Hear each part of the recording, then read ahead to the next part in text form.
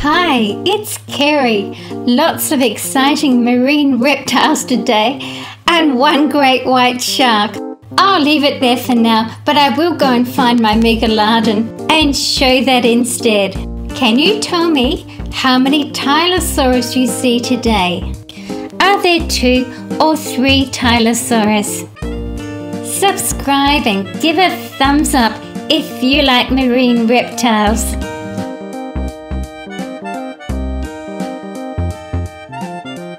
Ichthyosaurus grew to 40 feet long and weighed 10 tons. It had an exceptionally long, flexible neck. It fed by moving along the ocean floor and using its long neck. Ichthyosaurus had long pointed teeth, but these seem to have projected more to the sides rather than just up and down. This is the first Tylosaurus.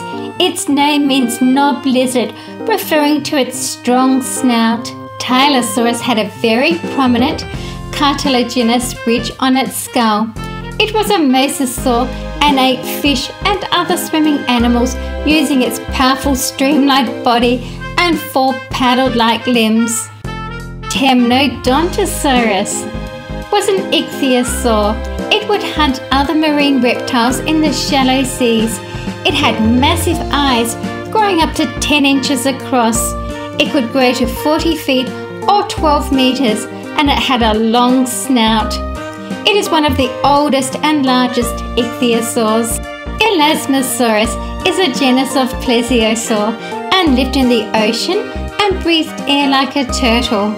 It was a slow swimmer, using its flippers like a turtle. It ate fish and other swimming animals and had a very long neck with 4 paddle-shaped flippers, a tiny head with sharp teeth and strong jaws, and a pointed tail. Ichthyosaurus chewing on an ammonite. It was a strong swimmer and surfaced to breathe air through nostrils near the top of the snout. They had sharp teeth in strong jaws and big eyes. There are 4 crescent-shaped fins and a dorsal fin-like tail. It ate fish and octopus and other sea animals. They could support themselves in the water on their fins. It was smaller than most of its relatives, with individuals measuring up to about 3.3 meters or 11 feet in length. It's rather dolphin-like in shape. Dolichoroncops is a short-necked plesiosaur from the late Cretaceous period. Its name means long-nosed face. It grew up to 15 feet or nearly 5 meters in length. It used its long paddle-like flippers to move quickly through the water. Coelacanth is an elusive deep-sea creature living in depths up to 2,300 feet, which is 700 meters. Its backbone is made of cartilage, yet it has a bony head, teeth and thick scales. Attenborosaurus grew to about 16 feet. Its diet was mainly fish and other sea animals. It had an extremely long neck. It only had a few large teeth for chomping down on fish. It was a plesiosaur. The Plesiosaurus. Its name means near lizard. They use their teeth to catch fish and small marine animals. The neck was quite stiff. Its very strong jaws could also be used to attack other large predators, and you can see a really good shot of the teeth there.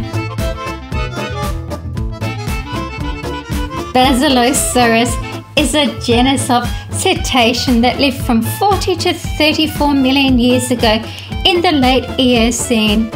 It wasn't a marine reptile, but a stage in the evolution of whales.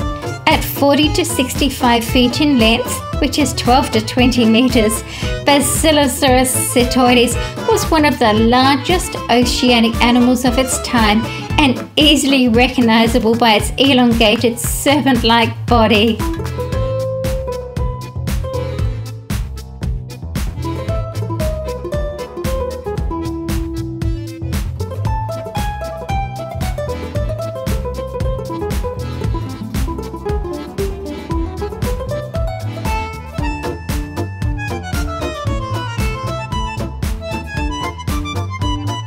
Romaleosaurus could grow to 20 feet or 6 meters in length.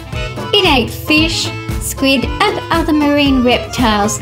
It had a large head and numerous sharp teeth. It is a pliosaur and it had a good sense of smell. The invertebrate organisms living on the underside is a really nice touch on this model. Another Tylosaurus. The large head had many teeth, which were used for hunting fish, turtles, mollusks and shellfish. Tylosaurus was not a fast swimmer, so it would stalk its prey and then use a sudden burst of speed to catch and kill the prey. And here's another Tylosaurus. They grew to 46 feet or 14 meters in length.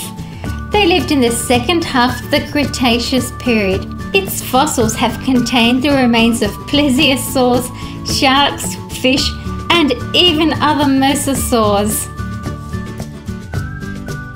Elasmosaurus could grow to 46 feet or 14 meters, although half of that was neck.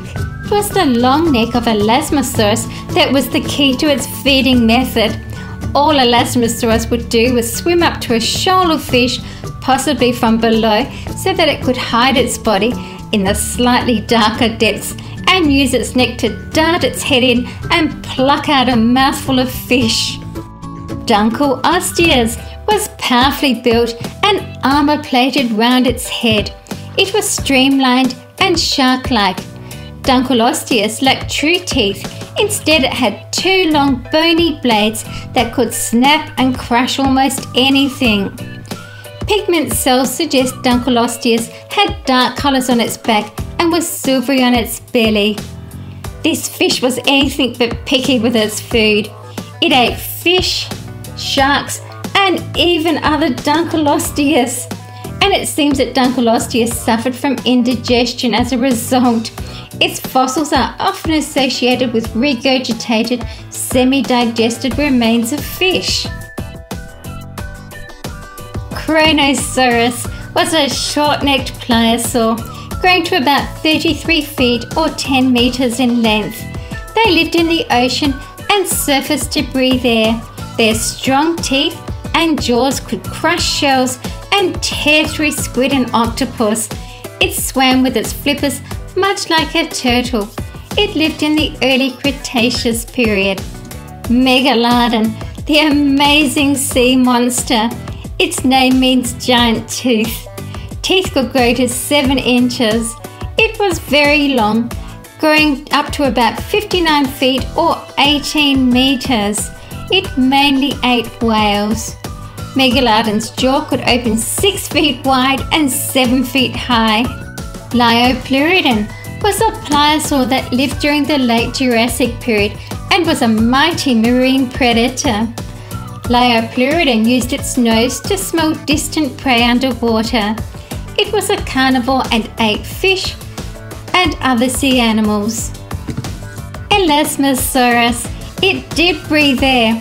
Their necks were so long they wouldn't have been able to lift more than their head above the water. They lived during the late Cretaceous period, about 80.5 million years ago, the same time as the Cretaceous dinosaurs. This was a slow-swimming reptile.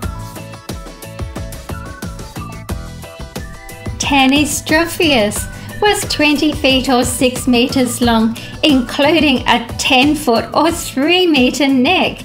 It could stand on the shore but needed water to help support the weight of its neck and tail. It mainly walked on the seabed because it was not a good swimmer. It would sneak its head into a shoal of fish and quickly catch its prey. I'll go and have a quick look for my other Megalodon so I can show that to you and not the great white shark.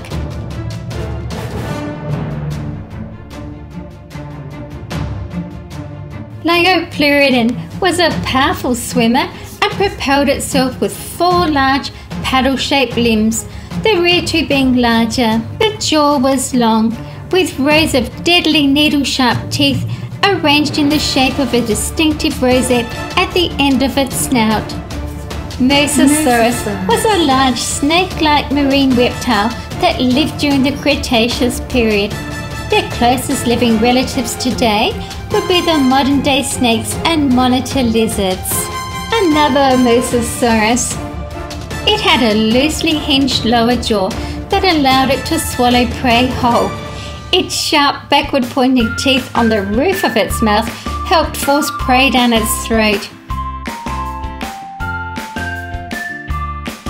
Pliosaurus was a carnivorous marine reptile. Mosasaurus was their greatest enemy. They breathed air through their nostrils on the upper front of their head by surfacing. It had a soft hide. Their diet would have included fish, cephalopods and marine reptiles.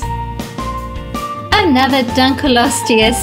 It may have been the world's first apex predator. The force of its bite was remarkably powerful. The bladed dentition of this 400 million-year-old extinct fish focused the bite force into a small area. Megalodon, a prehistoric monster shark that first appeared about 20 million years ago. Megalodon, or Carcharodon megalodon, is the largest meat-eating fish that ever lived. Thank you for watching my video. Please share my videos with your friends. See you again soon.